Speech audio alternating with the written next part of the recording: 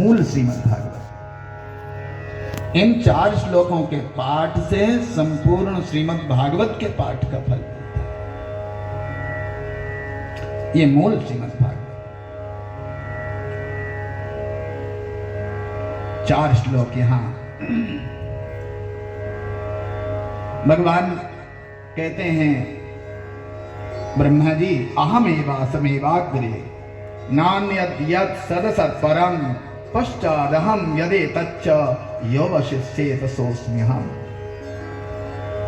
भगवान कहते हैं, ब्रह्मा जी, सृष्टि प्राक् अहम एव आसम। भगवान कहते हैं, जब ये सृष्टि नहीं हुई थी, जब ये संसार नहीं बना था, तब मैं ही था। और जब ये संसार बन गया तो संसार के रूप में भी मैं ही हूं। और जब ये संसार नहीं रहेगा तो मैं ही रहूंगा।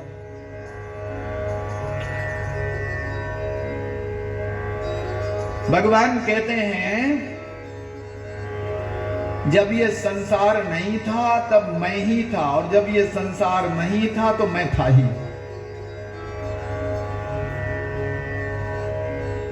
मेरी ही सत्ता थी, न मुझ में क्रिया थी, न मुझ में इच्छा थी, न मुझ में ईक्षण था, केवल मैं ही था। न स्थूल था, न सूक्ष्म था, न कारण था, न कार्य था, न व्यक्त था, न अव्यक्त था, न मूर्त था, न अमूर्त था, केवल मैं ही था। और मैं था ही, केवल मेरी सत्ता थी, मुझ में क्रिया नहीं थी, मुझ में इच्छा नहीं थी, मैं था ही। तो अहम एव आसम और अहम आसमेव, दोनों प्रकार से यहां अर्थ करते हैं। ये भगवान ने अपना स्वरूप बताया कि भगवान का स्वरूप क्या है। बोले, जो हर काल में रहे, हर देश में रहे, कण कण में रहे, क्षण क्षण में रहे, जो सर्वत्र रहे और जो सर्वदा रहे, वही परमात्मा। ये परमात्मा का स्वरूप। अब माया किसे कहते हैं? बोले, ऋतेर्थम यत् प्रतीयेत न प्रतीयेत चात्मनि तद विद्यादात्मनो मायाम यथा भासो यथा तमः। जो नहीं है उसे दिखाने वाली और जो है उसे छुपाने वाली जो शक्ति है, उसी का नाम है माया। जादूगर की जादूगरी क्या है? ले, तुम्हारी उंगली में अंगूठी है और जादूगर ने कहा कि अपनी उंगली तो देखो। तुमने देखा, अंगूठी तो गायब हो गई। तुम्हारी जेब खाली है, जादूगर ने कहा अपनी जेब तो टटोलो। तुम्हारी जेब में तो 500 के नोटों की गड्डियां पड़ी हैं। तुमने देखा, अरे जेब तो भरी है। यही तो जादूगरी है कि खाली जेब में नोटों की गड्डी जादूगर ने अपनी जादूगरी के प्रभाव से दिखाई दी। उंगली में अंगूठी थी और जादूगर ने अपनी जादूगरी के प्रभाव से वो अंगूठी छुपा ली। तो जो नहीं है उसे दिखाने वाला और जो है उसे छुपाने वाला, ये जादूगर। और वो जो उसकी शक्ति है उसको बोलते हैं जादूगरी, उसी को बोलते हैं माया। तो ये तो छोटे मोटे जादूगर होते हैं, और वो परमात्मा बहुत बड़ा जादू। वो भी क्या करता है? वो भी जादूगरी दिखाता है। क्या दिखाता है जादूगरी? जो नहीं है उसे छुपाए लेता है, जो है उसे दिखाई देता है। क्या है? बोले, हम वास्तव में कभी मरने वाले हैं नहीं, हम कभी जन्म लेने वाले हैं नहीं, हम तो अजन्मा हैं, हम सच्चिदानंद स्वरूप हैं। सो जादूगर ने, परमात्मा ने क्या किया? अपनी जादूगरी के प्रभाव से, अपनी माया के प्रभाव से हमारे सच्चिदानंद स्वरूप को छुपा दिया। हाँ? यही तो जादूगरी। और हम जो नहीं है वो अपने को देखने लगे। क्या नहीं है? हम मरने वाले हैं नहीं, हम जन्म लेने वाले हैं नहीं, और हम केक काटने लगे, हैप्पी बर्थडे टू यू। मोमबत्ती बुझाने लगे, केक काटने लगे। यही तो जादूगरी है। हम जन्म लेने वाले हैं नहीं, हमारा न जन्म होता है न मृत्यु होती है, और हम मरने से डरते हैं। हमारे परम पूज्य महाराज श्री कहा करते थे, जो मरता है वो डरता नहीं, जो डरता है वो मरता नहीं। आत्मा कभी मरता नहीं। और शरीर की मृत्यु होती है तो शरीर तो जड़ है, उसमें डर कैसे लगेगा? अरे पत्थर पर हथौड़ा पटको तो क्या पत्थर को डर लगेगा? शरीर तो जड़ है, और जड़ शरीर की यदि मृत्यु होती है तो उसको काहे का डर? तो जो मरता है वो डरता नहीं, जो डरता है वो मरता नहीं। आत्मा अजन्मा है, मृत्यु रहित है, जन्म रहित है, और वो अपने को जन्म वाला मान रहा है, मरने वाला मान रहा है। यही तो माया देवी की करामात है, यही भगवान की जादूगरी का खेल है। जैसे आकाश में एक ही चंद्रमा है, पर आंख में उंगली लगाने पर या कोई रोग विशेष हो जाने पर कई कई चंद्रमा दिखाई पड़ते हैं। पीलिया हो जाता है तो सफेद शंख भी पीला पीला दिखाई पड़ता है। तो जो नहीं है वो दिखाई दिया, और जो है, राहु नाम का ग्रह है आकाश में, लेकिन किसी ने देखा नहीं, छुपा लिया। जो नहीं है उसे दिखाने वाली, और जो है उसे छुपाने वाली, जो भगवान की शक्ति है, जो अनिर्वचनीय शक्ति। क्यों स्वामी जी?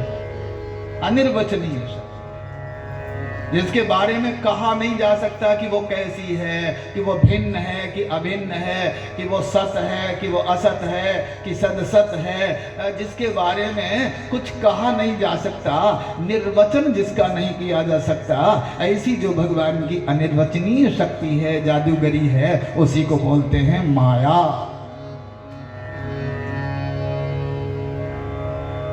और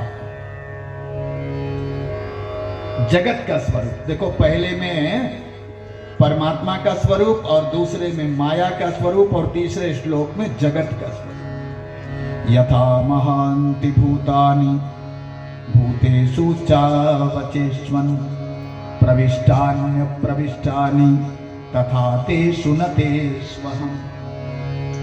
जैसे पंच महाभूतों से बने हुए पदार्थों में पंच महाभूत प्रविष्ट भी हैं और अप्रविष्ट भी हैं। अरे जैसे पानी से बनी हुई लहर में पानी प्रविष्ट भी है और अप्रविष्ट भी है, जैसे मिट्टी से बने हुए घड़े में मिट्टी प्रविष्ट भी है और अप्रविष्ट भी है, जैसे सोने से बने हुए कुंडल में सोना प्रविष्ट भी है और अप्रविष्ट भी है। कैसे? अरे भैया, जितनी मिट्टी से घड़ा बना है उतनी मिट्टी घड़े में प्रविष्ट है, और सारी मिट्टी तो घड़ा नहीं बन गई, शेष मिट्टी अप्रविष्ट है। जितने सोने से कुंडल बना उतना सोना तो कुंडल में प्रविष्ट है, और जो बिस्कुट के रूप में और रूपों में जो सोना है वो कुंडल में अप्रविष्ट हो गया। जितने पानी से लहर बनी है उतना पानी लहर में प्रविष्ट है, और जो बिना लहर का पानी है वो अप्रविष्ट है।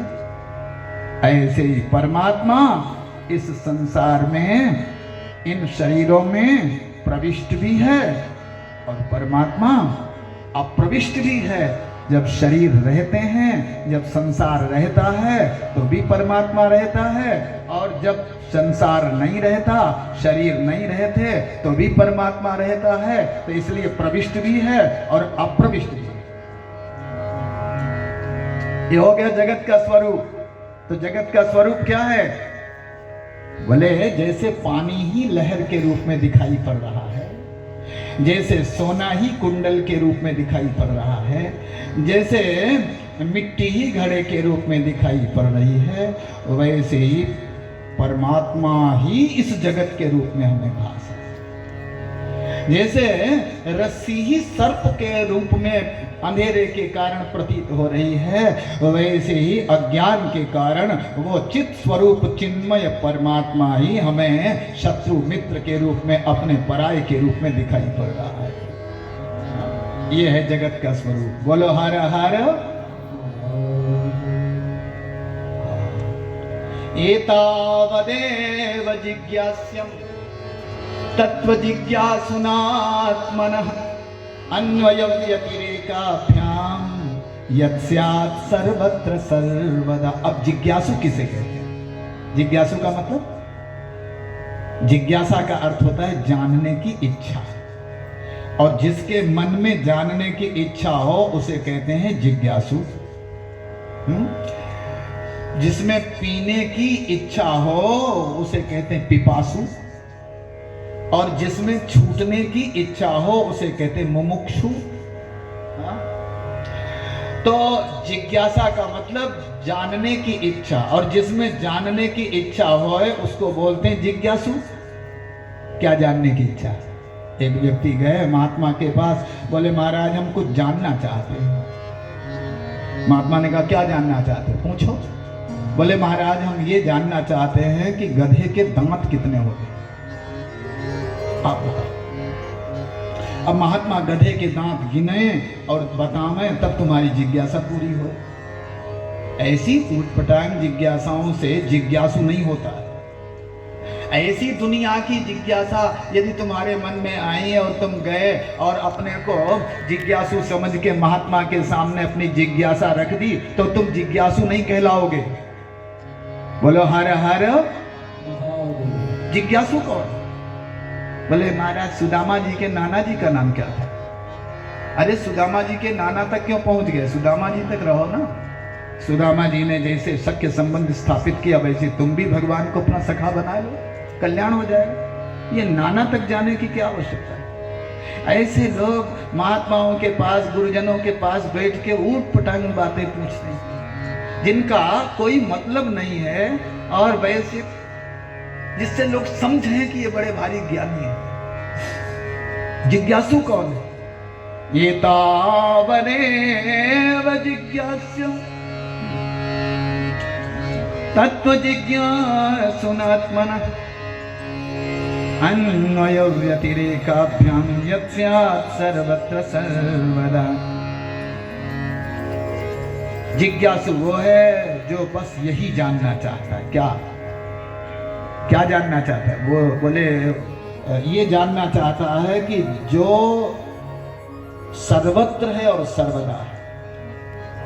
सर्वदा का मतलब हर काल में, और सर्वत्र का मतलब हर देश में। जो हर देश में है, हर काल में है, कण कण में है, क्षण क्षण में है। जो तत्व जो कण कण में है, क्षण क्षण में है, जो सर्वत्र है, सर्वदा है, हर देश में है, हर काल में है, उसी को कहते हैं तत्व। और जो तत्व है वही सत्य है, और जो सत्य है वही तत्व है। जो सत्य तत्व है वही मेरा अपना स्वरूप है, वही मैं हूं। ये जो जानना चाहे वही जिज्ञासु। इस बात को जो जानना चाहे वो है जिज्ञासु। ऐसे नहीं कि आपके मन में कुछ भी जानने की इच्छा हुई आप जिज्ञासु कहलाएगा, ना ना। जो उस तत्व को, उस अद्वय तत्व को जो जानना चाहता है अपने जीवन में, वही सच्चा जिज्ञासु है। एतावदेव जिज्ञास्यम् तत्व जिज्ञासुनात्मनः अन्वय व्यतिरेकाभ्याम यत् स्यात् सर्वत्र सर्वदा। इस प्रकार से चतुश्लोकी श्रीमद् भागवत का यहाँ उपदेश किया है।